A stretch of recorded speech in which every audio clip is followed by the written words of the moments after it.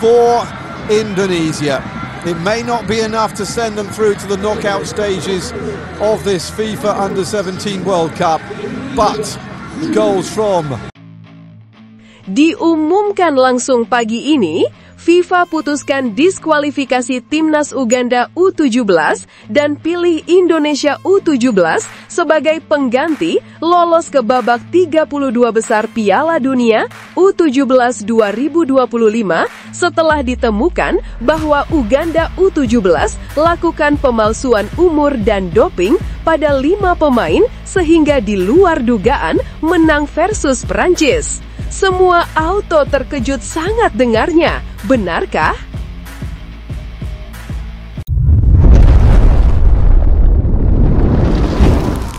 Sebelumnya mohon subscribe channel ini dulu supaya nggak ketinggalan berita terupdate Timnas Indonesia. Dunia sepak bola muda baru saja diguncang oleh sebuah keputusan yang mungkin akan tercatat sebagai salah satu momen paling kontroversial dan dramatis dalam sejarah Piala Dunia U17. Hanya beberapa jam setelah putaran grup usai, sebuah kabar mendebarkan datang langsung dari markas FIFA, yakni tim nasional Uganda U17 didiskualifikasi dari turnamen. Keputusan ini yang diumumkan langsung oleh Presiden FIFA Gianni Infantino dan membuka jalan bagi Indonesia U17 untuk secara tak terduga melaju ke babak 32 besar. Keputusan ini didasarkan pada temuan tak terbantahkan mengenai pemalsuan umur dan doping pada 5 pemain kunci Timnas Uganda U17. Kisah dramatis ini bermula dari akhir yang pahit bagi Garuda Muda. Setelah kemenangan heroik 2-1 atas Honduras U17 di laga terakhir, harapan untuk lolos melalui jalur peringkat ketiga terbaik sangat tipis. Indonesia U17 harus bergantung pada serangkaian hasil ajaib, yakni Uganda tidak menang atas Prancis, Chile ditahan Kanada, dan Paraguay atau Arab Saudi kalah telak. Semua persyaratan itu justru berbalik 180 derajat. Uganda menang 1-0 atas Prancis, Chile menumbangkan Kanada 2-1, dan Arab Saudi hanya kalah 0-2 dari Mali. Hasil ini mengunci Uganda di posisi keempat dan menendang Indonesia ke posisi ke-10, jauh dari zona aman. Namun kemenangan Uganda atas Prancis 1-0 adalah anomali yang memicu alarm. Bagaimana mungkin tim yang notabene tidak diunggulkan, yang bahkan tidak memiliki infrastruktur sepak bola sekuat Prancis, bisa mengalahkan Les Bleus muda yang dihuni talenta-talenta top Eropa? Kemenangan itu yang mengukuhkan posisi Uganda di 8 besar peringkat 3 terbaik terasa terlalu ganjil. FIFA yang telah meningkatkan fokus pada integritas tidak membiarkan keraguan ini menggantung. Tim investigasi ad hoc yang dipimpin oleh Kepala Departemen Integritas FIFA, Dr. Elia Schneider, segera bekerja senyap. Mereka memfokuskan pada 3 aspek: penampilan fisik yang mencolok, stamina yang tidak wajar, dan laporan intelijen awal. Hasilnya jauh lebih buruk dari yang dibayangkan. 1. Pemalsuan umur. Berdasarkan hasil pemindahan tulang pergelangan tangan, metode terkini yang disetujui FIFA yang dilakukan ulang secara rahasia pada subjek pemain yang dicurigai, tim investigasi menemukan bahwa 5 pemain kunci Uganda, termasuk pencetak gol kemenangan melawan Prancis, memiliki usia biologis antara 19 hingga 21 tahun. Dokumen kelahiran mereka terbukti palsu. 2. Doping sistematis. Analisis sampel anti-doping yang diambil pasca pertandingan menunjukkan adanya jejak stanozolol dan EPO, peningkat daya tahan, dengan dosis yang sangat terukur pada 3 dari 5 pemain tersebut. Ini mengindikasikan adanya program doping yang terorganisir untuk memaksimalkan performa di turnamen. Bukti-bukti ini dikumpulkan dalam sebuah laporan tebal dan diserahkan langsung ke Dewan Eksekutif FIFA. Kesimpulan tim investigasi adalah tunggal dan tegas. Uganda U17 telah melakukan pelanggaran fair play yang paling mendasar, memanipulasi usia dan performa demi keuntungan kompetitif. Dalam konferensi pers, Gianni Infantino dengan nada yang jarang terjadi menyampaikan putusan tersebut. Hari ini adalah hari yang pahit sekaligus penting bagi sepak bola. Sepak bola remaja adalah tentang harapan, kejujuran, dan kesetaraan kesempatan. Temuan kami tentang tim nasional Uganda U17 adalah pelanggaran etika dan regulasi yang tidak bisa ditoleransi. Pemalsuan umur dan penggunaan zat terlarang adalah kanker dalam olahraga. FIFA harus bertindak. Oleh karena itu, Dewan FIFA secara bulat memutuskan tim nasional Uganda U17 didiskualifikasi dari Piala Dunia U17 2025 dengan segera. Semua hasil pertandingan mereka di fase grup dibatalkan dan dinyatakan tidak berlaku. Diskualifikasi ini langsung menghapus Uganda dari klasemen peringkat 3 terbaik. Posisi mereka yang tadinya berada di urutan keempat dengan 4 poin dan selisih gol 0, kini kosong. Dampak terbesar, perubahan drastis di klasemen tim peringkat ketiga terbaik.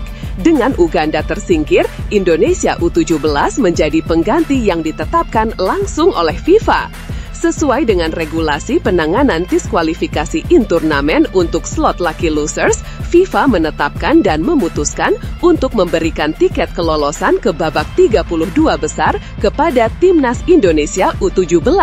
Ini adalah penegasan kembali komitmen FIFA untuk fair play dan keadilan. Keputusan ini memicu ledakan kegembiraan masif di seluruh Indonesia. Keputusan Infantino mendapat pujian luas, terutama dari media-media besar yang sudah menyoroti keanehan Uganda dan kontroversi yang merugikan. ESPN, raksasa media olahraga Eropa dan Amerika, menerbitkan analisisnya.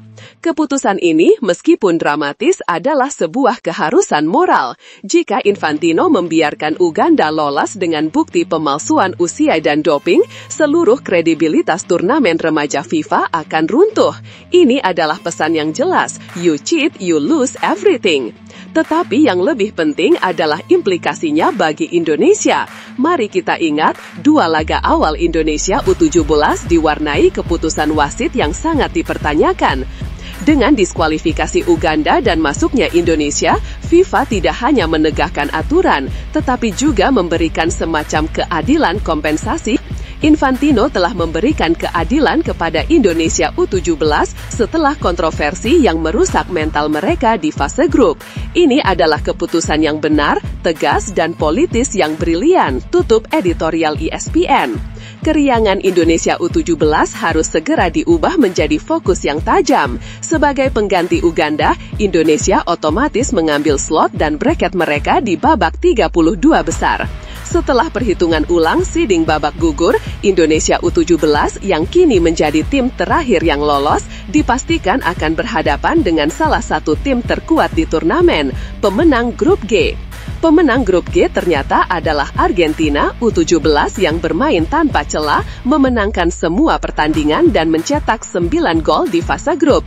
Atau bisa juga Portugal U17 yang menunjukkan permainan taktis dan efektif di bawah asuhan pelatih muda jenius mereka. Pelatih Indonesia U17, Nova Arianto yang sempat pasrah, kini menyulut kembali semangat anak didiknya. Ini adalah karunia kedua.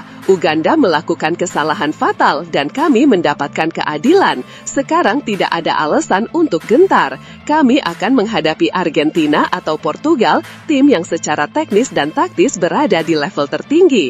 Tapi kami punya semangat Garuda dan dukungan dari 270 juta rakyat Indonesia. Kami telah lolos berkat keadilan. Sekarang kami akan bermain bukan hanya untuk menang, tetapi untuk menunjukkan bahwa sepak bola Indonesia pantas berada di panggung ini. Kami akan bermain tanpa beban karena kami sudah mendapatkan kemenangan terbesar, integritas dan keadilan.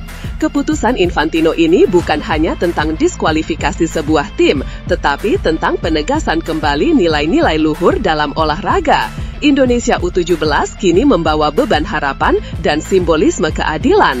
Mereka adalah lucky loser yang paling bersejarah, siap untuk menghadapi takdir epik di babak 32 besar.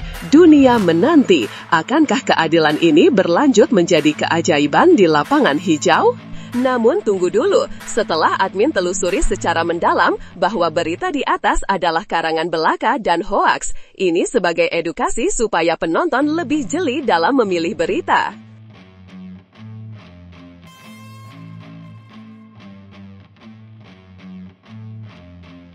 Breaking news, mantap!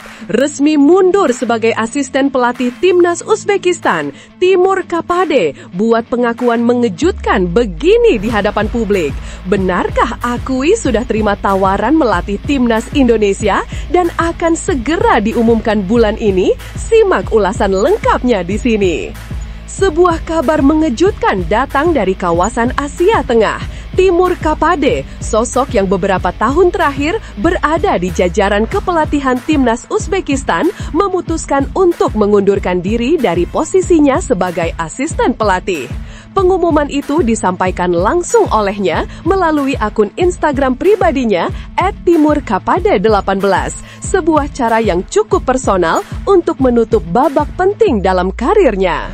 Sebagaimana diketahui, posisi Kapade sempat menjadi sorotan ketika ia diturunkan menjadi asisten pelatih setelah Federasi Sepak Bola Uzbekistan memilih Fabio Cannavaro sebagai pelatih kepala baru. Cannavaro, legenda sepak bola Italia sekaligus peraih Ballon d'Or 2006, dipercayakan memimpin Timnas Uzbekistan hingga Piala Dunia 2026. Keputusan tersebut otomatis membuat struktur kepelatihan berubah dan Kapade berada satu tingkat di bawah komando Cannavaro. Setelah menjalani periode transisi tersebut, Kapade pada akhirnya menyampaikan keputusan yang tampaknya sudah matang ia pertimbangkan. Pada Senin, 10 November 2025, ia mengumumkan secara resmi bahwa masa baktinya di Timnas Nasional telah sampai pada garis penutup. Ia menuliskan pesan emosional dalam unggahan Instagramnya yang menggambarkan perjalanan panjang penuh dinamika yang ia lalui bersama skuad berjuluk The White Wolves itu. Waktu saya di Timnas Nasional sudah berakhir. Tahun-tahun ini penuh dengan emosi, kemenangan, dan pengalaman tak terlupakan, tulis Kapade dalam keterangan fotonya. Kapade juga tidak melewatkan kesempatan untuk menyampaikan apresiasi dan rasa terima kasihnya kepada para sosok yang bekerja bersamanya. Saya ingin mengucapkan terima kasih kepada semua pemain, staf kepelatihan, dan federasi atas kepercayaan dan kerjasamanya selama ini, imbuh mantan pemain Timnas Uzbekistan tersebut. Tak hanya itu, dukungan para supporter juga mendapat tempat khusus dalam pesan perpisahannya. Ucapan terima kasih yang spesial untuk para penggemar untuk dukungan, energi, dan kepercayaan yang konstan kepada tim ini, tugas Kapade. Dalam bagian akhir pesannya, Kapade menegaskan rasa bangga atas pencapaian yang telah ia ukir bersama tim, termasuk keberhasilan mengantar Uzbekistan lolos ke Piala Dunia 2026, sebuah tonggak penting dalam sejarah sepak bola negara tersebut. Ia pun memberikan doa tulus untuk perjalanan tim di masa mendatang. Namun, pengunduran diri Kapade justru memicu perbincangan hangat di kalangan pecinta sepak bola Indonesia. Hal ini tidak terlepas dari pernyataannya beberapa waktu lalu yang mengaku tertarik menangani Timnas Indonesia, terlebih setelah PSSI memutus hubungan kerja dengan Patrick Kluivert yang sebelumnya menduduki kursi pelatih kepala. Belum ada keputusan apapun dari PSSI terkait nama-nama kandidat penerus Kluivert. Situasi ini membuat spekulasi semakin berkembang. Apakah Kapade menjadi salah satu kandidat yang akan dipertimbangkan? Mengingat pengalamannya membangun tim muda Uzbekistan hingga mampu lolos ke panggung Piala Dunia, namanya tentu tidak bisa dipandang sebelah mata. Kini, mata publik Indonesia dan Uzbekistan sama-sama tertuju pada langkah berikutnya yang akan diambil Kapade. Akan kemana langkahnya setelah ini? Apakah benar Indonesia bisa menjadi destinasi berikutnya?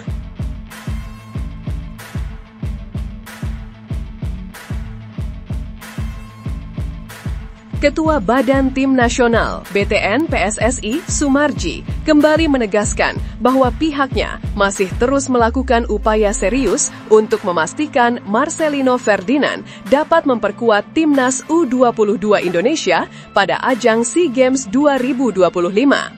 Turnamen multi-olahraga paling bergengsi di kawasan Asia Tenggara itu dijadwalkan berlangsung di Thailand pada tanggal 3 sampai 18 Desember 2025. Sehingga PSSI ingin memastikan skuad Garuda Muda hadir dengan kekuatan terbaik. Saat ini, Timnas U22 Indonesia sudah memasuki tahapan penting dalam persiapan menuju kejuaraan tersebut, yakni pemusatan latihan atau TC tahap kedua. Proses ini merupakan bagian dari pembentukan kerangka tim utama yang nantinya akan dibawa menuju SEA Games. Pelatih kepala Indra Syafri diketahui telah memanggil 30 pemain untuk mengikuti latihan intensif ini.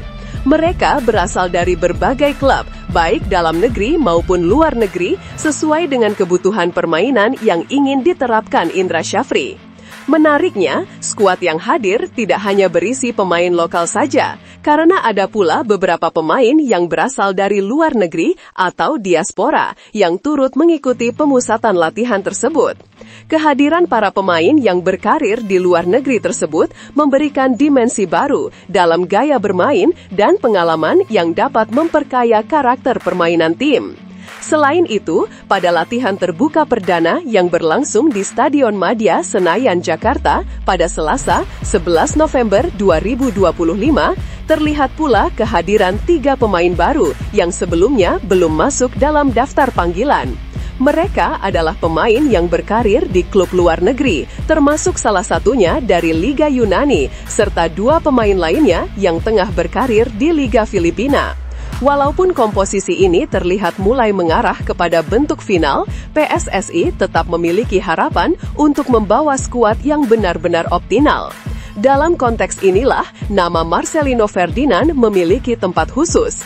Sosok gelandang muda berbakat yang kini bermain di luar negeri tersebut dianggap memiliki peran strategis dalam membangun organisasi permainan dan kreativitas serangan tim.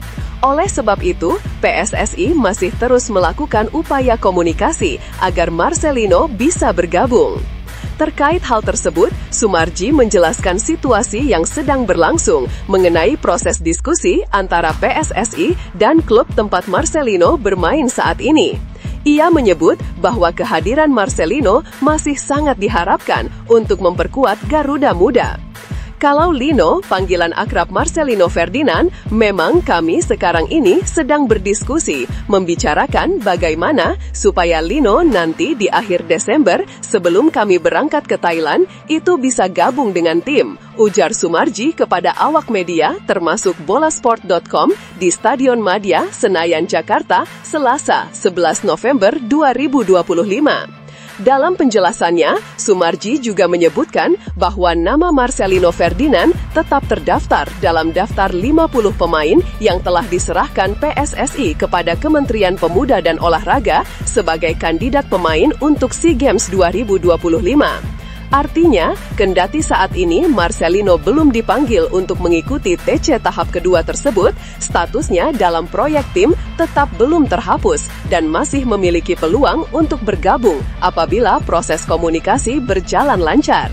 Jadi, memang Lino ini masuk, ujar pria yang juga menjabat sebagai anggota Komite Eksekutif PSSI tersebut. Masuk, tapi kami harus berdiskusi dengan klubnya, sehingga nanti Lino bisa datang, lanjutnya.